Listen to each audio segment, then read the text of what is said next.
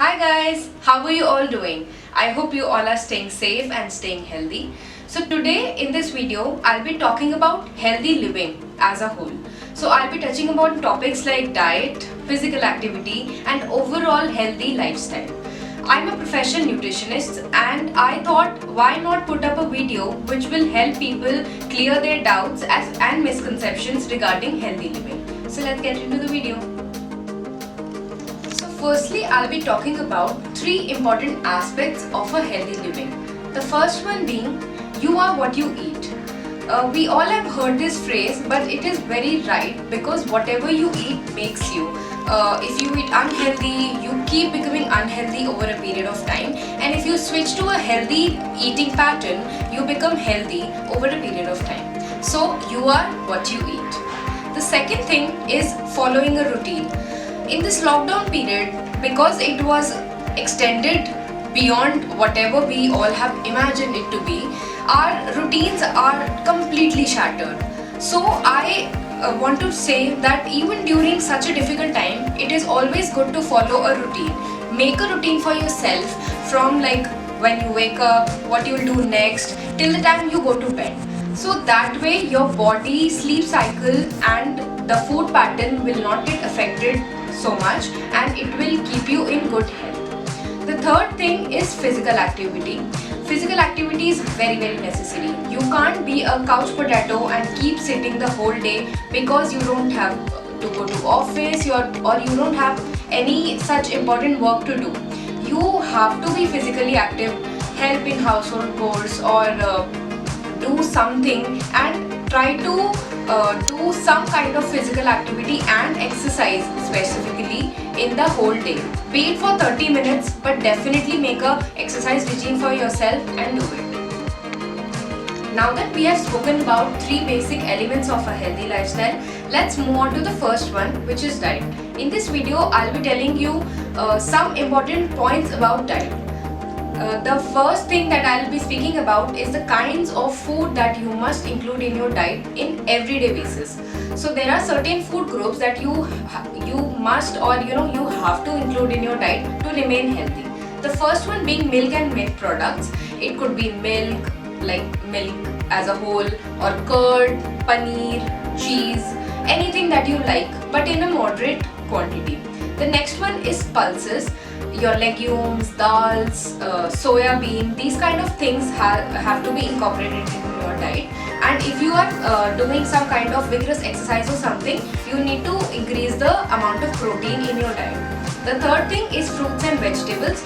These are protective foods, and in this period of health emergency, fruits and vegetables will help boost your immunity, build upon your immunity also. So you must incorporate these things in your diet. Last but not the least, I'll be talking about cereals. So in cereals, just keep this in mind that you must consume whole grains and whole cereals because they are rich in certain nutrients that are very essential for your body. So if you ask me in simple words, you should choose a homemade roti over a maida bread that is easily available in the market. So guys, this was a very brief introduction or information regarding the kinds of food that you must include in your diet. I'll be writing a whole full-fledged blog post regarding the same topic. I'll be linking it in the description box down below, so you can go and check that out. So guys, now I'll be talking about one thing that is a common mistake that we all are making. That is your portion size. If you take larger plates, it leads to larger serving and ultimately it leads to overeating. So I would suggest that you use smaller utensils or those quarter plates to serve yourself so that you do not overeat and the portion size is controlled. So guys, this is the last segment of this video wherein I'll be talking about some myths and facts regarding nutrition. So I have a list made, so I'll be reading it out to you guys. So the first myth is that it is important to skip your meals to lose weight.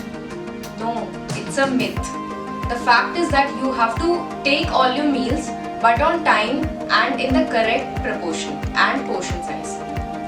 Next one is eating ghee can lead to obesity. I won't say it's a myth as a whole. anything eating beyond a limit will lead to some kind of hazardous effect on your health. So same goes with ghee. In a day, if you eat only one spoon, that is 5 grams of ghee, it won't do anything to your body, trust me. But if you overeat it, it will definitely lead to obesity. Next is, diet alone can help in healthy weight loss. No. There are two things, weight loss and healthy weight loss. You may lose weight when you are following a certain kinds of diets that are going on in the market, but it won't lead to healthy weight loss. As we have read in our curriculum that in a month 2 to 3 kgs of weight loss is fine and healthy. Anything beyond that is not healthy.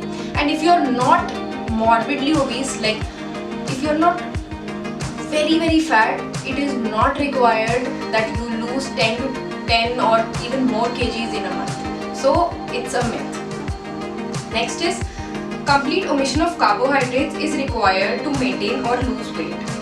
No, your body needs carbohydrates, and some vital organs like your liver, it needs carbohydrates to protect itself. It has a protective role in that organ. So you need to have minimum amount of carbohydrates in your diet so that you stay healthy and your overall health is maintained well. I hope you all enjoyed this video, and this video was very informative for all of you. I hope you will go and read my blog post for more information regarding the same. Until next time, please take care of yourself, stay healthy, stay fit. Bye.